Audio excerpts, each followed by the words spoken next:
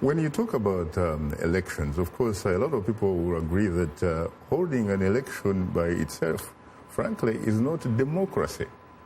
You have to have an environment where the playing field is leveled. You have to have all parties having unfettered access to the media, for example, and having an opportunity to sell their message to their people. But in a lot of these countries, especially in that region, you're talking about incumbent presidents, frankly, who enjoy competing against the people whose hands are tied behind their backs and their feet are tied together. And when they punch, they say punch back. How can you possibly call, frankly, that an election? You know, elections, as you stated, are only one part of the democratic process. I see it like a puzzle. And so one piece of the puzzle doesn't make the puzzle. And you have to keep building and adding pieces to the puzzle.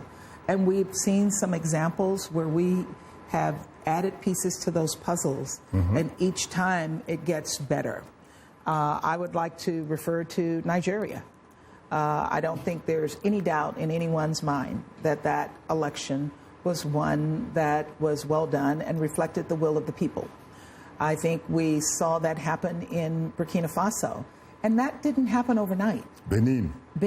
It didn't happen overnight. It was building on small successes until you get bigger successes. So I'm still hopeful.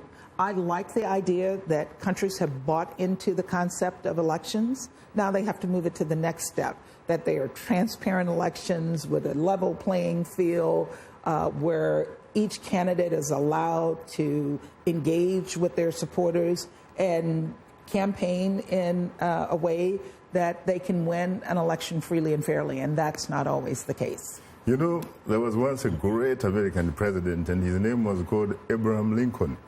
He basically characterized democracy as a government of the people, by the people, for the people.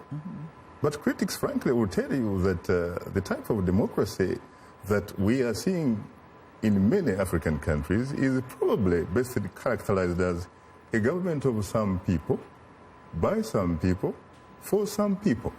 Would you agree with that? Yes, I would agree with that, but I also would add to that that we're seeing those some people become more and more people. And again, I'm hopeful that eventually we will end up in a place across the continent of Africa where we do have governments that are representative of the will of the people. I think the people of Africa are committed. When you see so many Africans lining up to vote, despite the fact that they sometimes know that it's not going to end up in a result that they respect or that they desire, but they continue to do it. And it's because they have hope. So we have to continue to have hope with them that they will eventually come to a place where they're in a country that has elections and where they elect people who are about the people. The people have absolutely no problem. The problems are with the people who claim to lead them because they seem to, frankly, be imposters, so to speak. Yeah, they got to hold them accountable. Yes, and critics say that you have a problem when it comes to that. The United States of America, frankly, you seem to talk the talk, but you do not walk the talk. So that the African ordinary person can walk the walk democratically. We not only do we walk the talk, we do talk the walk, we walk the talk as well. And I know that that's the case because I know that people want us there. There is no election that happens in any country in Africa where we're not asked to be there. And sometimes we're even asked, in many cases, by governments who want us there. I will recall in the small country of Comoros, when I met with the president, he said, can you send us election observers? And we did. So we believe in what we preach.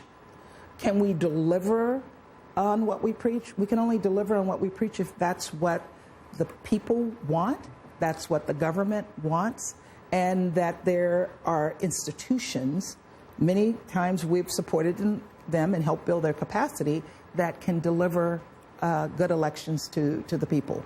Do you agree with some people who have said that if it wasn't for the pressure from Washington, we would not have had an election in Nigeria whose results ended up reflecting the will of the Nigerian people? No, I don't agree with that.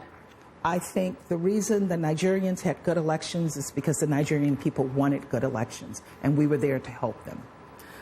It was not our goal or our initiative. It was their initiative and their goal, and we supported